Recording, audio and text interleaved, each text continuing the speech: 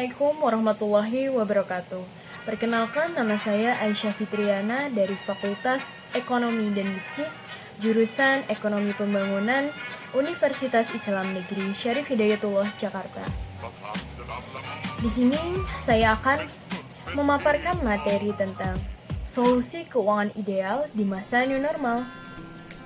Kita ketahui bahwa pandemik COVID-19 yang melanda seluruh penjuru dunia ini telah berdampak besar untuk perekonomian negara, termasuk Indonesia. Hampir seluruh kalangan masyarakat terkena dampak dari pandemik ini. Terlebih lagi, kita sudah memasuki masa new normal. Oleh karena itu, pastinya kita sedang membutuhkan bagaimana sih solusi untuk mengelola keuangan kita di masa new normal ini, pada saat perekonomian kita sedang menurun karena dampak dari pandemik COVID-19. Baiklah, apa saja solusi yang dapat kita lakukan? Solusi yang pertama ini ialah mengevaluasi sumber penghasilan kita. Kenapa? Karena sumber penghasilan kita itu dapat merujuk untuk bagaimana mengelola keuangan kita. Nah, sekarang kita sebagai sumber penghasilan tuh harus sadar diri apakah kita terdampak atau enggak ya. Kalau terdampak pun, terdampaknya seberapa jauh. Ada yang kecil, ada yang terdampak sedang, ada pun juga yang terdampak luar biasa, seperti perusahaan-perusahaan besar. Nah, salah satu cara yaitu kita harus melakukan penyesuaian. Nah, penyesuaian ini ada di langkah kedua, yaitu kita membuat anggaran baru dan menghitung ulang budget pemasukan dan pengeluaran kita. Nah, bagaimana sih caranya? Yaitu dengan mengevaluasi, menghitung pemasukan kita berapa ya. Maka kita juga langsung nih menyesuaikan juga pengeluaran kita menjadi berapa. Dan tetap berpegang dengan tujuan keuangan kita. Apa sih kita harus berpegang pada tujuan keuangan kita? Karena ketika kita memiliki tujuan keuangan, jadi kita tahu nih bagaimana kita merencanakan anggaran keuangan kita.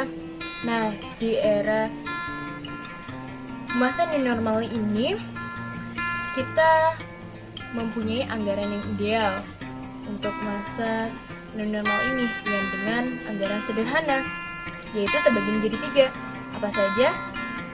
Yang pertama adalah post living dengan persenan 50%.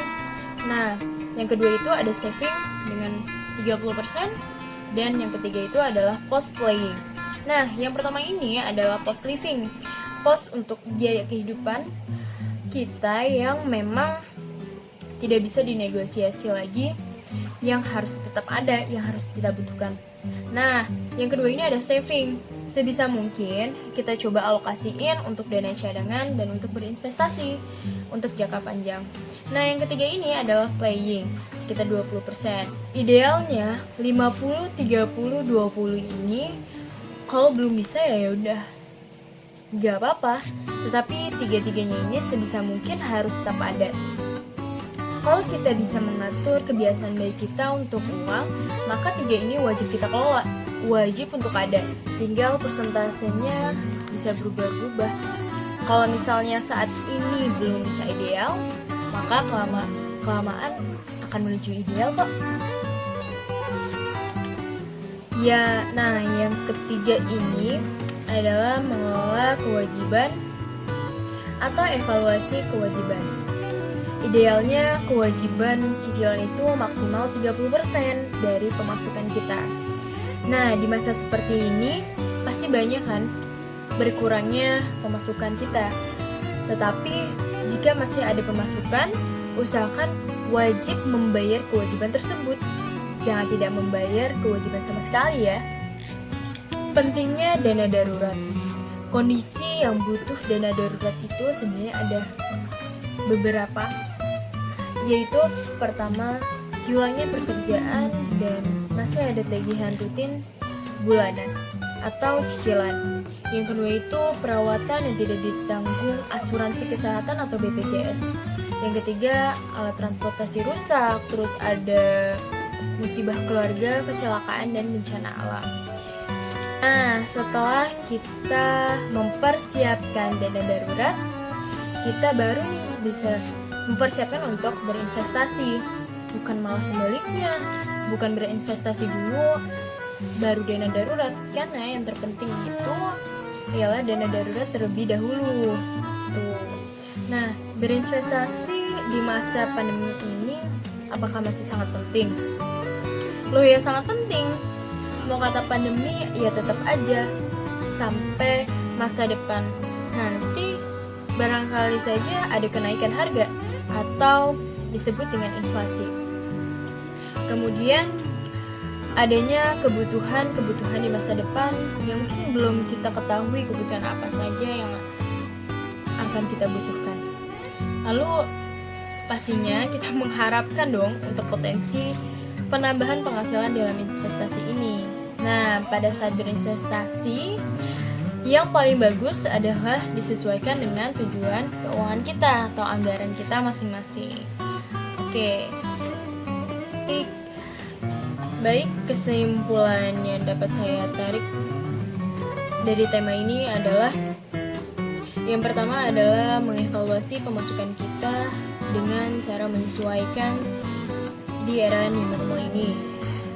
Yang kedua yaitu membuat anggaran baru atau menghitung ulang budget pengeluaran dan pemasukan dengan menyesuaikan pengeluaran dan pemasukan setiap bulannya dan tetap berpegang dengan tujuan keuangan atau anggaran kita dengan solusi pos anggaran sederhana, yaitu pos living 50%, pos saving 30%, serta pos buying 20%.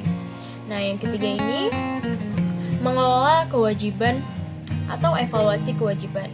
Idealnya kewajiban cicilan itu maksimal 30% dari pemasukan kita.